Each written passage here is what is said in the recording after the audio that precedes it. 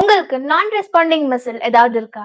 அதாவது நீங்க எவ்ளோ ட்ரெயின் பண்ணாலும் ஒரு பர்ட்டிகுலர் மசில் மட்டும் க்ரோவே ஆக மாட்டேங்குதா? இத ரொம்ப ஈஸியா சார்ட் அவுட் பண்ணிடலாம். அந்த பர்ட்டிகுலர் மசிலுக்கு மட்டும் நீங்க ஐசோலேஷன் ஒர்க்க அதிகப்படுத்தினா அதுவே போதும். அந்த மசில் ஈஸியா க்ரோ ஆயிடும். இப்போ எக்ஸாம்பிளுக்கு உங்க செஸ்ட் நான் ரெஸ்பாண்டிங் மசில்னு வச்சுக்கலாம். நீங்க செஸ்ட் பிரஸ் மாதிரியான எக்ஸசைஸ் பண்ணும்போது உங்க செஸ்ட் கூட ட்ரைசிப்பும் ஷோல்டரும் கூட லோட் பேர் பண்ணும். இது கூடவே நீங்க செஸ்டுக்கு ஐசோலேஷன் ஒர்க் அதாவது டம்பிள் ஃப்ளை இல்ல பெக் ஃப்ளை அந்த மாதிரி வேரியேஷன்ஸ் ஆட் பண்ணும்போது உங்க செஸ்டுக்கு ஒரு ஸ்பெஷலான ட்ரீட்மெண்ட் கிடைக்கும். காம்பவுண்ட் மூவ்மெண்ட்ஸ் கூட கொஞ்சம் நிறைய ஐசோலேஷன் மூவ்மெண்ட் ஆட் பண்ணும்போது அது ரொம்ப ஸ்மார்ட்டான மூவா இருக்கும். ஏன்னா ஐசோலேஷன் மூவ்மெண்ட் பண்ணும்போது அந்த பர்டிகுலர் மசிலோட மோட்டார் யூனிட்ஸ் மேக்ஸிமமா ஆக்டிவேட் பண்ணி மெக்கானிக்கல் டென்ஷனையும் மெட்டபாலிக் ஸ்ட்ரெஸ்ஸையும் இன்க்ரீஸ் பண்ணி ஹைப்பர்ட்ரோஃபியை பூஸ்ட் பண்ணிட முடியும். இது மூலியமா உங்களோட நான் ரெஸ்பாண்டிங் மசில கூட ரெஸ்பாண்ட் பண்ண வச்சிடலாம்.